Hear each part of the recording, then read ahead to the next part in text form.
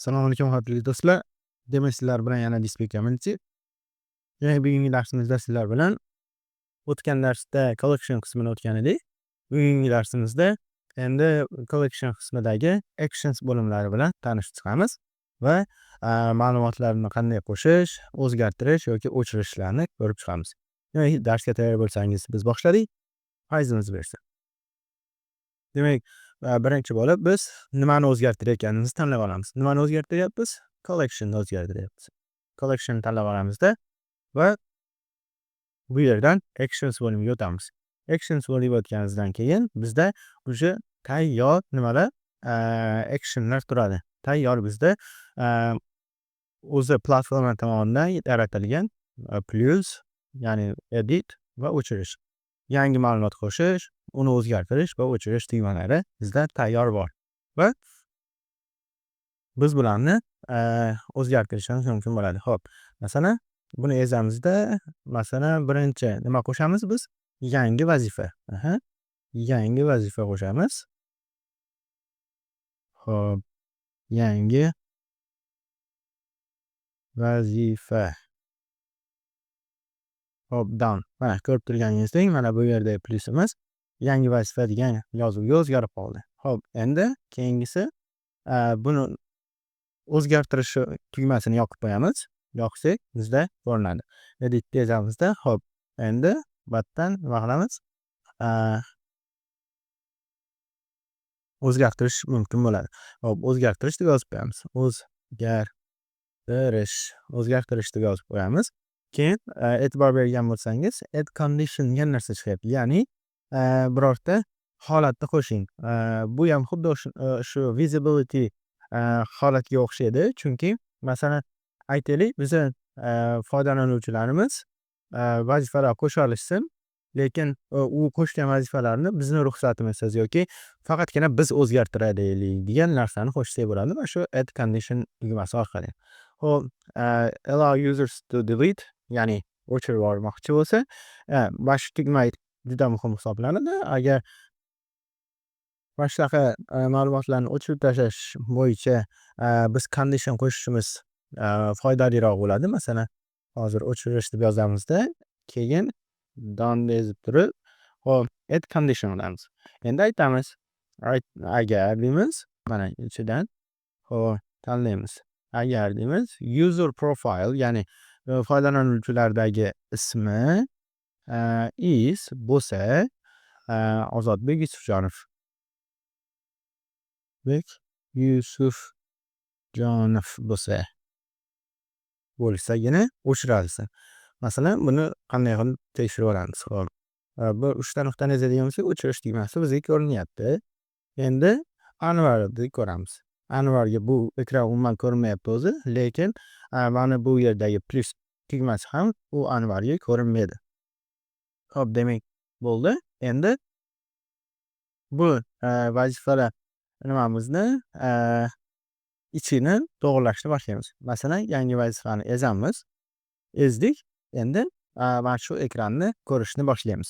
Xo'p, bu yerda hozir bitta buyruq berildi. Yangi nima qo'shish, yangi qator qo'shish degan buyruq berildi. Va bizga bu yerda o'ng tomondan biz to'g'irlab olishimiz mumkin bo'ladi. Qaysi qatorga biz narsa qo'shayotganimizni. Biz qaysi qatorga qo'shyapmiz? Vazifalar qatoriga yangi ma'lumot qo'shyapmiz. Agar buni boshqa users qo'yadigan bo'lsak, bizga avtomatik ravishda o'zi o'sha users qismida ega bo'lgan basic columnlarni, ya'ni oddiy narsa yozishi mumkin, ma'lumot yozishi mumkin bo'lgan qatorlarni ko'rsatadi xolos. Biz hozir vazifalarni yozganimiz sababli bizga vazifalardagi oddiy yachiklarni, ya'ni faqatgina birorta ma'lumot yozilishiga mo'ljallangan yachiklarni ko'rsatib beradi va o'zi avtomatik ravishda bu ma'lumotlarimizga o'zi joy hosil qilib beradi. Endi bu yerda ko'rib turganingizdek on submit, ya'ni bu ma'lumotni nima qilganingizda, saqlaganingizda qanday narsa paydo bo'lsa, bizda doimo show notification degan narsa turadi, ya'ni birorta izohni ko'rsatsin. Masalan, aytaylik, maytga message degan joyga o'sha izohimizni yozib qo'ysak bo'ladi. Agar saqlaganimizdan keyin bizda ekranimizda qanday yozib chiqish kerak? Yangi vazifa vazifa qo'shildi degan narsa chiqishi kerak. Bo'ldi. Endi icon degan joyi bor, ya'ni success yoki failure.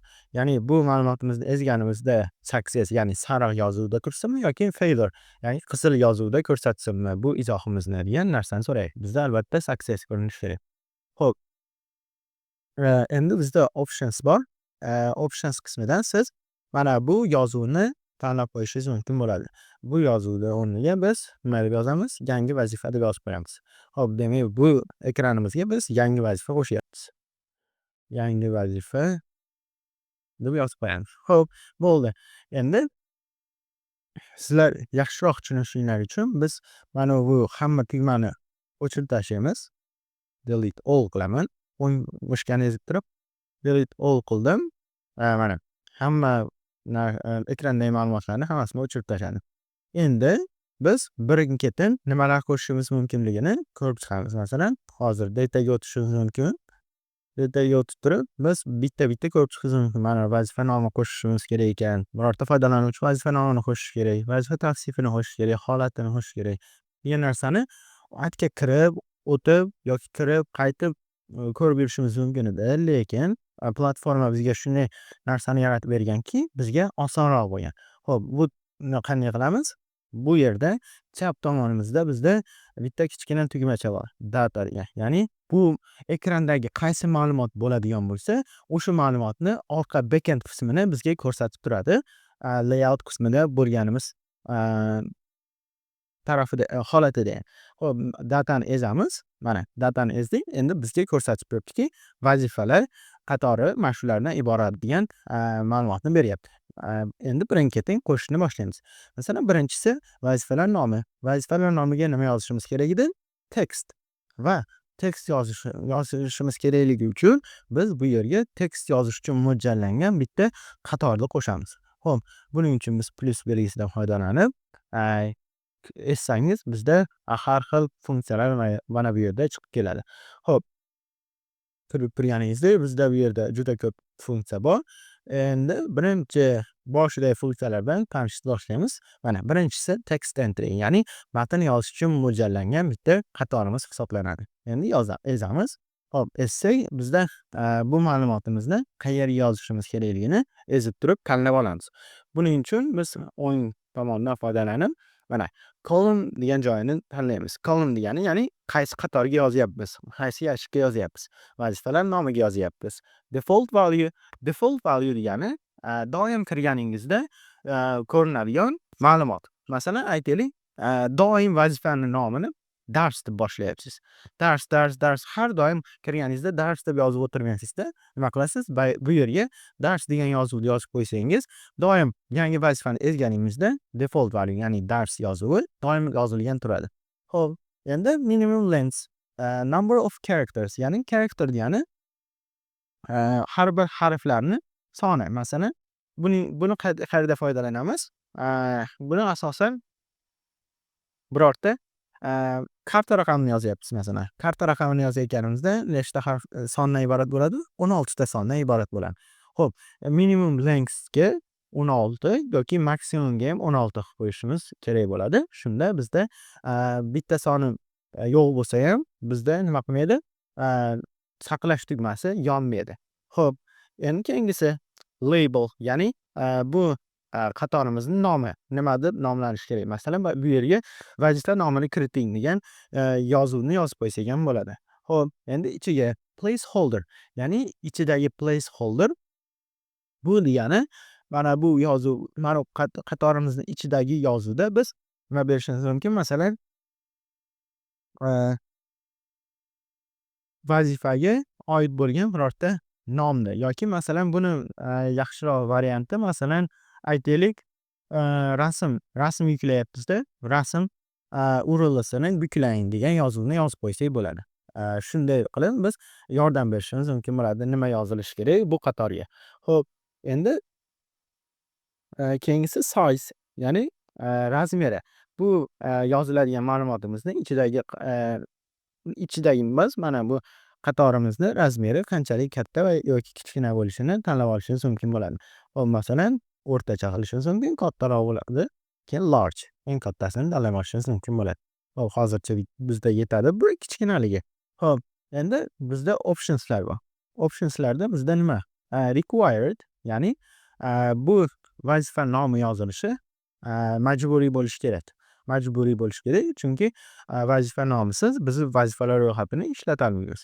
Hop, required yoqib qo'yamiz. Bu qanday bo'ladi? Masalan, agar vazifalar nomini foydalanuvchi bo'sh qoldirib ketadigan bo'lsa, bizda mana bu submit tugmasi yonmaydi. Hop, endi options qismiga o'tadigan bo'lsak, options qismida visibility, ya'ni bu qatorimiz yozish uchun mo'ljallangan qatorimiz qachon ko'rinishi kerak. Hop, buni qanday holatlarda foydalanamiz desangiz, masalan aytaylik, biz o'quvchilarni yozyapmiz. Bizda qatorimiz kichkinaroq bo'lishi uchun biz sinfini tanlab qo'ydik. Sinfi degan yozilib turibdi-da, lekin o'quvchilarni tanlash turmayapti. Nimaga? Chunki biz hali sinfini tanlaganimiz yo'q. Sinfini tanlaganimizdan keyin o'sha sinfga oid bo'lgan o'quvchilarni familiya, ismi, sharifini chiqarib beradigan joyni yopib qo'ysak bo'ladi. Xuddi shunaqa qilib turib boshqa dasturlarimizdan ham foydalansak bo'ladi. Xo'p, endi keling ikkinchisini qo'shamiz. Ikkinchisi bizda nima edi? Vazifalar tavsifi. Buning uchun biz plyus belgisi orqali ma'lumot turi nima edi? Text entry'ni tanlab olamiz. Xo'p, text entry'ni tanladik. Vazifa tavsifiga yozilyapti. Xo'p, placeholder yozildi. Mayli, ichiga masalan yozib qo'yamiz. Nima qilinishi kerakligini yozing. Masalan, yoki vazifa haqida ma'lumot deb yozib qo'ysak ham bo'ladi. Vazifa haqida ma'lumot yozing degan biz nima beramiz? Maslahat beramiz yoki podskazka beramiz. Xo'p, endi size'ini tanlab qo'yamiz. Masalan, bizda hozir vazifa tavsifini bir qatorga sig'dirish ba'zida qiyin bo'lishi mumkin. Shunga medium tanlab qo'ysak, bizda foydalanuvchi uchun osonroq bo'lishi mumkin bo'ladi. Xo'p, endi biz required qo'yishimiz ham mumkin yoki yoqmasligimiz ham mumkin. Xo'p, endi keyingisi bizda vazifa holati. Vazifa holati bizda hozir yangi vazifa qo'shayotganimizda vazifa holatini yozmaymiz, chunki bitta vazifa yozib bo'lganimizdan keyin muddatini belgilaganimizdan keyin qilganimizdan keyingina vazifa holatini o'zgartirishimiz mumkin bo'ladi. Shuning uchun bizga hozir vazifa holati yoziladigan joy kerak emas. Keyingisi bizda vazifa rasmi, ya'ni vazifaga oid bo'lgan rasmni tanlab qo'yamiz. Buni qatorda qanday ma'lumotlar saqlanardi? Albatta rasmlar. Shuning uchun biz rasmlar bo'limini tanlab qo'yamiz. Xo'p, image picker, mana image picker degani, ya'ni siz o'zingizda bo'lgan rasmlarni yoki siz kamera orqali ham birorta rasmni yuklab qo'yishingiz mumkin bo'ladi. Xo'p, ezdik. Endi mana column, ya'ni qaysi qatorga saqlanadi bu ma'lumot? Vazifa rasmiga. Label vazifa rasmi nomi, bu qatorimiz nomi va required yoki nima bo'lishi kerak? Majburiy bo'lishi kerakmi degan narsa va bu yerda asosiyroq ma'lumot turi bor. Upload from. Xo'p, demak, bu ma'lumotimizga, ya'ni bu qatorimizga qanday ma'lumotlar saqlansin? Kamerada olingan va albatta galereyada bo'lgan o'zingiz rasmlaringizni yuklab qo'yishingiz mumkin bo'ladigan tugma bu va bu yerda camera only. Camera only degani, ya'ni faqatgina kamera orqali birorta rasmni olishingiz mumkin bo'ladi. Xo'p, bu qachon foydali bo'ladi? Masalan, aytaylik, yaqindagi chiqargan dasturimiz qarzdorlar ro'yxatida birorta odam masalan qarz olmoqchi bo'lgan odamni nimasi, qarz nima olayotganini rasmga olib qo'yish kerak. Masalan, u odam keyin nima olganini ko'rsatish uchun, nima olganini isbotlash uchun o'sha rasmni nima qilib qo'yishingiz bo'ladi? Ko'rsatsangiz bo'ladi. O'shanda siz albatta galereyangizda bo'lmaydi u rasm va rasmga olib turib, keyin galereyangizdan olib qo'yib qo'ymaysiz. Sizni galereyangizdagi ortiqcha ma'lumot bo'ladi va faqatgina kamera only qilib qo'ysangiz sizda osonroq bo'ladi yoki foydalanuvchi uchun osonroq bo'ladi. Shunday ezganda vazifa rasmi degan joyini bitta ezganda, demak, qarzdorni srazu kameraga o'tadi-da, kameradan siz rasmni olib turib nima qiladi? U qo'yiladigan ma'lumot turiga bu yerga qo'yib qo'yishingiz mumkin bo'ladi o'sha olingan rasmni. Xo'p, endi keyingisi muddati. Muddati albatta bizda soat bo'ladi. Xo'p, date and time. E'tibor bering, bizda date and time degan narsa bor va date bor. Bularni ikkovsini farqi, demak bizda date and time'da ya'ni sanasi bilan vaqti bo'ladi. Date'ni o'zida esa faqatgina sanasini tanlash mumkin bo'ladi xolos. Xo'p, buning uchun biz date and time qilamiz. Xo'p, muddati. Xo'p, default value. Qaranglar, default value'ni biz tanlab qo'yishimiz mumkin. Masalan, har doim kirganingizda hozirgi muddat chiqib turishi mumkin. Masalan, now. Now degan narsa hozirgi muddatni ko'rsatib turadi. Doim kirganingizda hozirgi muddat ko'rinadi. Masalan, bu qachon foydali bo'ladi? Hozirgi vazifalar ro'yxatimizda unchalik foydali bo'lmaydi, chunki biz muddatiga hozir emas, bundan keyingi kelajakdagi vaqtni qo'yamiz. Shuning uchun bizda now turgani yaxshi emas. Shunga bu qachon foydali bo'ladi? Masalan, birorta kassa bo'limida, kassada doim kirganingizda sanani tanlab o'tirmasdan, doim birorta narsa sotmoqchi bo'lsangiz, kirganingizda srazu qachon sotilayotgani chiqib turadi. Shuning uchun biz now qo'ysak bo'ladi. Xo'p, hozir bizda custom Person o'zi tanlaydigan, keyingisi label muddati, placeholder birorta yordam beruvchi so'z va keyingisi required majburiy bo'lishi kerakmi? Keyingisi range. Xo'p, rangeda bizda yaxshi joy hisoblanadi. Masalan, aytaylik, bugun vazifa yozyapmizda, muddatini kechaga qo'ymaymiz, to'g'rimi? Yoki o'tgan haftaga qo'ymaymiz. Bugun yoki bugundan keyingi sanalarni qo'yamiz. Shuning uchun biz tanlab qo'ysak bo'ladi. Today or earlier degani bugun yoki bundan oldin. Bundan oldinroq, kecha, ilgari kunlarni qo'ysak bo'ladi. Buni qachon foyda beradi? Masalan, birortasi qarz olyapti-da, qarz olyapsa, kassiyaga nima yozasiz? Bugunni yoki bundan oldingi kunni yozasiz. Ertaga qarz olishini oldindan bilgan holatda yozmaysiz, to'g'rimi? Xuddi shunaqa vaziyatlarda today or earlier funksiyasi bizga yordam beradi. Lekin hozirgi holatimizda today or later, ya'ni hozir, bugun yoki bundan keyingi, erta, keyingi haftalarni qo'yishimiz mumkin bo'ladi. Xo'p, endi keyingisi bizda video linki.